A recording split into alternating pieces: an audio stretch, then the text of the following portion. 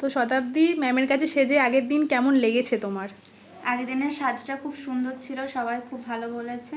আমার নিজেরও পার্সোনালি খুব ভালো লেগেছে। স্কিন টোন থেকে বেশি ব্রাইট আমি করতে বারণ করেছিলাম, তাই দিদি সেরকমই করেছে, যেমন যেমন আমার রিকোয়ারমেন্ট ছিল পুরোটাই ফুলফিল ছিল।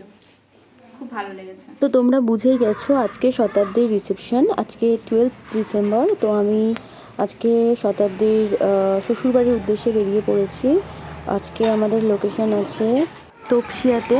শতাব্দী আমাদের যেরকমভাবে বলেছে ঠিক সেরকমভাবেই আমরা পৌঁছে গিয়েছিলাম। ঠিক আগের দিন আমার লেগে গিয়েছিল বাঁ পায়ে চোট, তো আমার একটু প্রবলেম হচ্ছিল। আর আমি তাই ভাবছিলাম যে আমার এতটা দূরের জার্নিটা আমি কীভাবে করব। হ্যাঁ, খুবই দেখে মনে হচ্ছে। তো আমরা এখন বসে পড়েছি অটোতে, আর এখন বাজে 1:57। আর আমাদের কল টাইম ছিল 3:30। তো আমরা যথারীতি ঠিকঠাক টাইমে পৌঁছে গিয়েছিলাম। এখন মেট্রো করে যাবো নিউগড়িয়া, আর ওখান থেকে তাড়াতাড়ি উঠে ট্রেনে আসো। শিয়ালদা।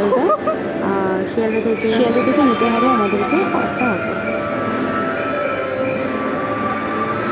আমাদের মেট্রো এখনো আসেনি।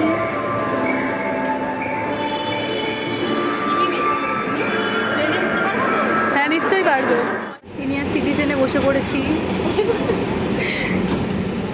আমি মিমিকে বারবার জিজ্ঞেস করছিলাম ট্রেনে উঠতে পারবো কি না, কারণ আমি ট্রেনে চাপতে ভীষণ ভয় পাই। আর যেহেতু লোকাল ট্রেনে প্রচণ্ড ভিড় হয়, সেজন্য আমি ভয় পাচ্ছিলাম। তার মধ্যে আমার ছিল পায়ে চোট, তো সেজন্যই ভয় পাচ্ছিলাম। তো ফাইনালি আমাদের ট্রেন চলে আসে আর আমরা ট্রেনে উঠে পড়ি।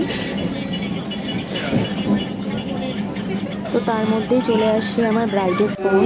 ব্রাইডের ফ্লাওয়ার আজকে আমাকেই নিয়ে যেতে হবে। শিয়ালদা স্টেশনে কিছুই চিনি না, আমি কখনো এর আগে যাইনি।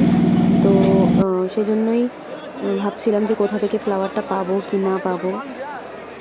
আর হাঁটতে পারছে না, পায়ে ব্যথা, খুঁড়িয়ে খুঁড়িয়ে কোনো রকমে যাচ্ছে।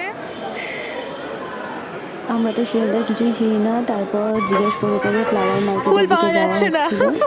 তো ওই জন্য ব্যথাটা বেশি করছে। ব্যথাটা বেশি করছে।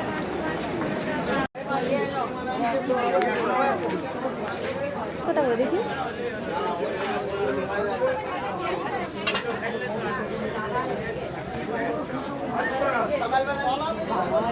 ঘাস ভর্তি। আরে ছোট ফুলগুলো আপনার? তারপর সেখান থেকে ফ্লাওয়ার নিয়ে আমরা অটোতে করে পৌঁছে যাই আমাদের ভেন্যুতে। আমরা যেখানে নামি সেখানেই দেখলাম শতাব্দী রিসেপশনের ভেন্যুটা রেডি হচ্ছে। আর ঠিক এর অপোজিটের গলিতেই ওদের বাড়ি, আর সেখানেই আমাদেরকে যেতে বলে। আর সেখানে গিয়েই আমরা শতাব্দীকে রেডি করি। নাম ঝোলাইনি এখন।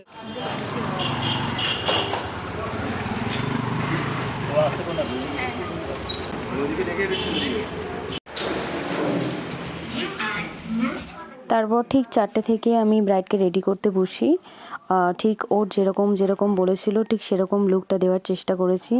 তো তোমরা একটা জিনিস খেয়াল করবে, আমার আগের দিনের ওর ফটো আর আজকের ফটোর মধ্যে কিন্তু হিউজ ডিফারেন্স।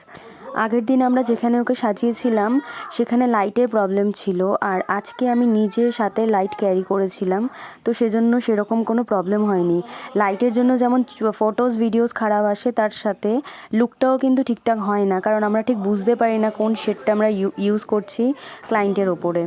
তো সেজন্য লাইটটা কিন্তু খুব ভ্যারি করে আমাদের এই প্রফেশনে। তো আমাদের যেহেতু আগের দিন কথা ছিল যে ওর ভেন্যুতেই সাজানো হবে, তো সেখানে তো লাইট ছিল, বাট হঠাৎ করেই ঠিক হয় যে বাড়িতে সাজানো হবে, তো সেজন্যই এই প্রবলেমটা হয়েছিল। তো সেজন্যই আমি ক্লায়েন্টদেরকে বলছি যে তোমরা যারা বুকিং করবে তারা অবশ্যই এই বিষয়টা ক্লিয়ার করে নেবে। আরেকটা বলার বিষয় হলো, আমাদের আউটফিটের ওপরও কিন্তু অনেক সময় আমাদের স্কিন টোনটা ভ্যারি করে, তাই সবাই খুব বুঝে সুঝে নিজের আউটফিটটা চুজ করবে বিয়ে এবং রিসেপশনের জন্য। আমার পরবর্তী প্রফেশনাল ব্রাইডাল মাস্টার ক্লাস আর অ্যাডভান্স হেয়ারস্টাইলের ক্লাস স্টার্ট হবে জানুয়ারি থেকে। তোমরা যারা চাইছো আমার কাছে কোর্সটা করতে, তারা অবশ্যই আমার সাথে যোগাযোগ করো। 9836574257 এটাই আমার কন্ট্যাক্ট নাম্বার। তোমরা অবশ্যই আমার সাথে কন্ট্যাক্ট করো।